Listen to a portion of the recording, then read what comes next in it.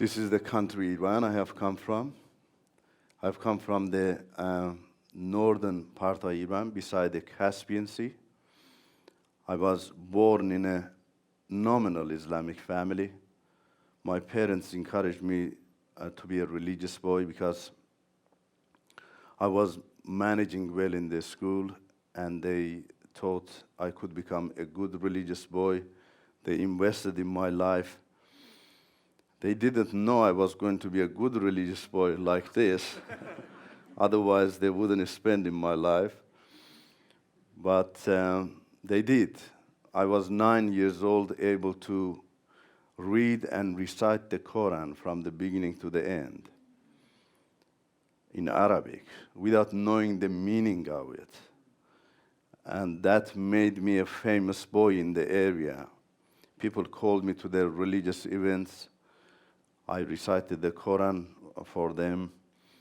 And especially at the last day of the month of Ramadan, that's the month of fasting, they go to the cemeteries and hire people who can recite and read the Quran, so that by that they can gain rewards or awards for their dead people. It's a long story anyway. From childhood, we learned that Christians and Jews are unclean people. The Quran is saying that they are unclean people. And we learned that if we touch them, we become unclean. We have to rush and wash ourselves in a religious way. We learned also if we give them a glass of water, we shouldn't bring the glass inside the building. We have to leave it outside and to purify it in an Islamic way and then take it in. If we do that, we are going to make whole the building unclean. Then it's costly to purify the building.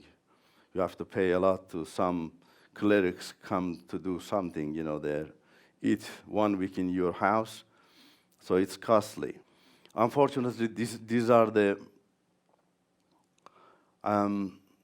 products of Saudi Arabia that was practiced in that country 1400 years ago, and through Muhammad came into Islamic belief, and from there exported to other countries. For you, for Saudi Arabia, you're unclean. Even, there are written things around the, central shrine in Saudi Arabia called Mecca. 24 kilometers from everywhere to Mecca is written, entry for non-Muslim is forbidden. Because if you enter there, you're making the holy places unclean.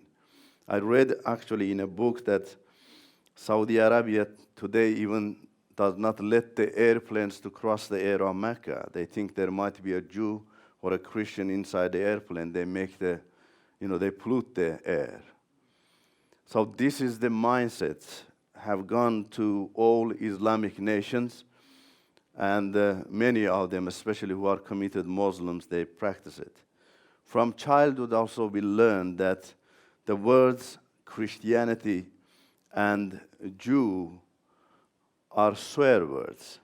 People fight with each other, two Muslims fight with each other, they call each other Jew or Christian, especially the word Jew is so bad. So this is the mindset of people. They do not know anything about Christianity. They do not know anything about Christ. And they just, from childhood, they are brainwashed and live with it. And they do not have any pity for these people. I am coming from that mindset, from that life. And I really praise his name, that he changed my life, brought us from that thick darkness. I have stories with him, even since I was a young lad. Stories, dreams, visions. Some of them made me angry because the word of Christianity was in it. But all of them became powerful stories after I believed in Christ. My first story started with Jesus while I was in year 7. We have some young people here, possibly that interests them. One day we 7 boys got together in the playground of the school, trying to find a game and play with each other. One of the boys said, "I know a game." He took a paper from his notebook, divided in 7, went in a corner, wrote something inside each, folded them, rolled them very well, and came to us, mixed them very well, and then said to us, each one of us going to take one and open in turn. The things written inside each, he said, is our future. Job or whatever. We each took one, and then we were fighting with each other who should be the first, second, third, or the last one. Some of us were fighting for to be the last one. However, I succeeded.